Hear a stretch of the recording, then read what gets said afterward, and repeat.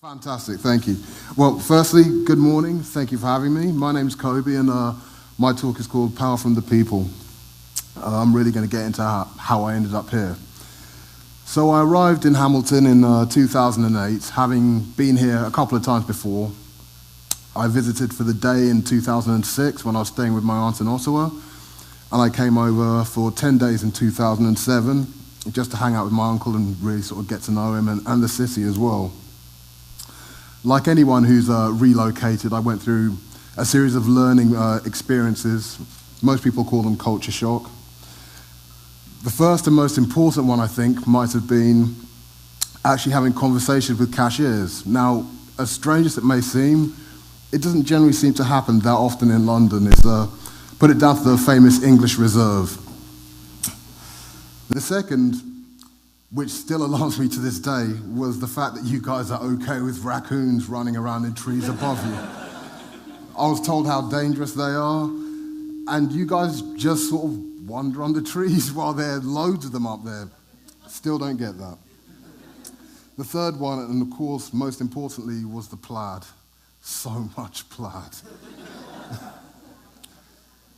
Now, a year prior to my arrival, Stelco had been bought out by US Steel, and while it wasn't the first big business to leave Hamilton, it was definitely significant. I mean, in the past, Otis, Elevators, Firestone, and Studebaker had all put their roots down here and then moved on. But with this one, there seemed to be an air of uncertainty, mainly because the steel industry is such an ingrained part of Hamilton's culture.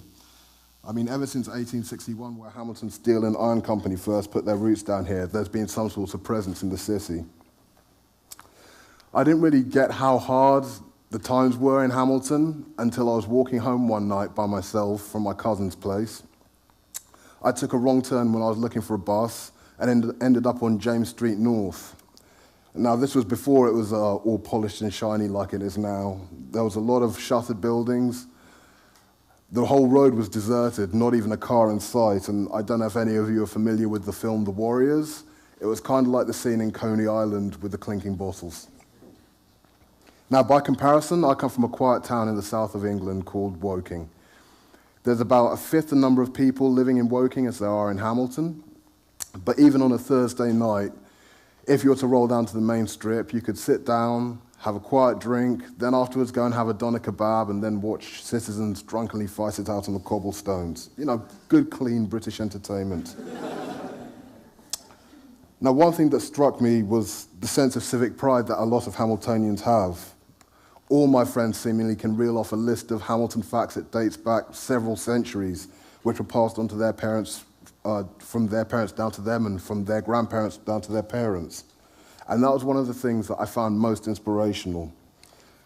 They say if you don't know where you're coming from, you don't know where you're going, and the city's identity, to me, has definitely helped to form a strong part of what the city is growing into at the moment.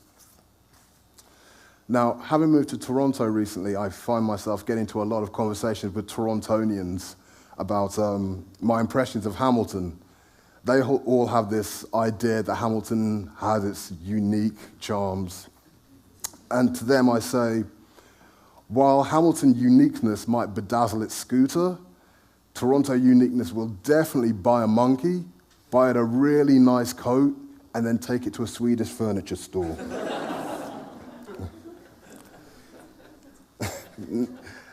Now, just to get back to Hamilton, I'd like to tell you about my first art crawl. It was a pretty quiet affair. I went with a couple of friends who were very plugged into the nascent art scene. They'd told me about it for months, and they said, you absolutely have to come with us when the weather clears up a bit. So we went in March. The weather hadn't really cleared up. I was actually so cold my bones ached. And we went to a photo studio. We drank wine, stood in a corner and tried to look like we'd been invited. Then we went home. And while it might not have been the most auspicious first art crawl to go to, it's been a joy to behold what it's actually grown into, which is a monthly celebration of Hamilton art and culture.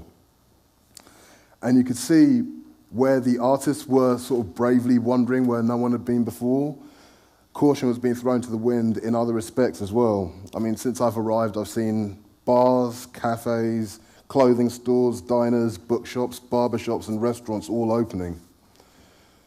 And while it might have seemed rough when Stelco first closed, the people seem to have taken their fate into their own hands, and they're being roundly supported by a lot of the people from the community as well, which is always heartening to see.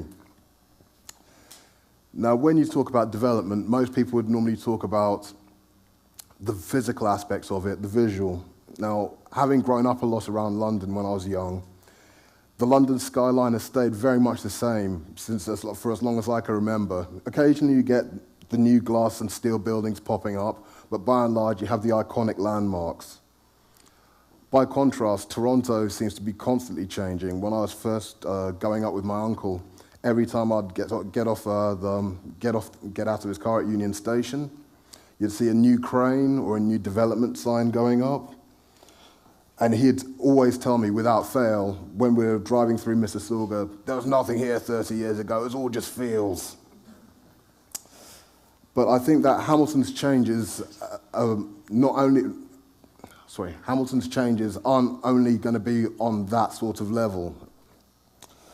I mean, it may not be as rich as, say, a Toronto or a London, but Hamilton's learnt to repurpose buildings. I mean, sure, you have the Wentworth School Board, which was knocked down recently, but for every Wentworth School Board, you have the Lister Block, which, when I first arrived, it was essentially a raccoon retirement home.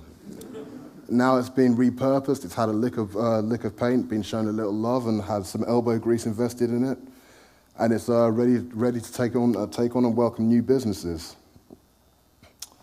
I think the thing that powers what's going on in Hamilton the most is the collective realization that if someone comes here from out of town and builds something, then whenever they're ready, they can just take it and leave. But if we build something ourselves here, then it's ours to keep. And as far as, from what I've been able to tell, Hamilton's definitely been the ground zero for a lot of ideas that have ended up going global. I mean, the Lister Block was the first indoor mall in North America. Now you can go to any city on the continent to find a building in its model. It was also the site of the first life insurance company in Canada. Hamilton is the home of the first commercial telephone exchange in North America, the location of the first Tim Hortons, and perhaps most importantly, it was the site of the first Royal Rumble wrestling match, which was won by Hacksaw Jim Duggan. Now, the city's a work in progress for sure, and the past 5 years have definitely set a solid foundation. In my opinion, going forward, the most valuable asset that the city has to offer might be the spirit of the people itself. There's a grit and resilience to the inhabitants, which I don't think I've ever seen anywhere else. Ideally, what I'd really like to see going forward is that same spirit spread to other parts of the city which could use it most and which would end up benefiting from it as well. Now, when I started writing the speech, I was kind of stumped when I was looking for a final statement to really sum everything up. And during my research, I came across the slogan for Dofasco, which was the city's other steel manufacturer. Our product is steel, our strength is people. And if ever there was a phrase that sums up Hamilton succinctly, that's it. Thank you very much.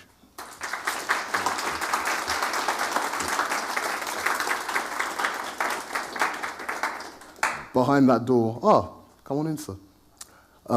Behind that door is one of my first friends in the city. This is actually my cousin. We hung around a lot when I first arrived, and I didn't know anyone else. It was freezing cold outside. He had heating. What can I tell you? And we ended up starting a band. We go by the name of Canadian Winter. And we're just going to perform one of the songs that we wrote today.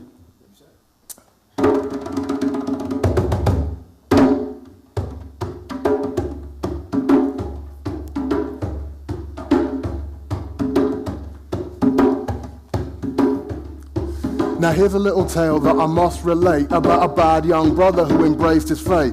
There's no motorcycle in this great escape. We flew from UK to the .ca, sipping OJ at those little plane cops. Since we took off I haven't been awake much. My stomach in a knot cause I ain't even ate lunch. As the stewardess requests we put our dinner trays up. You may ask, Codes, how'd you come to be here? 30,000 feet above Dundas Square. Taking stock of everything I'd done last year. One single thought became abundantly clear. You could emigrate, there's a nutty idea. When you've nothing to lose, you've nothing to fear. I told my parents and sisters, I'm gonna miss you. Gotta hit the road, I'll see you end of next winter. That was that, I booked a half day's leave. Browsing online and booked a Class A seat. I quit my old job and gave a Scarface speech. And that whole scene's been giving me a laugh for weeks. I met my uncle, we clicked instantly. He has his eccentricities, takes a piss viciously. He's never too busy to break bread and build with me. Don't be surprised when you hear the whispers that he left the ends and got back to his business. Swear down, bruv. God is my witness, he hopped across the pond and went and did it like Idris. For the moment at hand, plane is slowing to land. Descending through the clouds, the captain opened the flaps. I had the poker face, my heart was going like mad. I really feel like no one can stop me, and it's well and truly on when the wheels hit the concrete. This is your captain, may I have your attention please? Look left now, you might see your destiny. See the CN Tower in a second on your right. On behalf of the crew, I hope you had a pleasant flight. Thank you very much. Thank you, sir.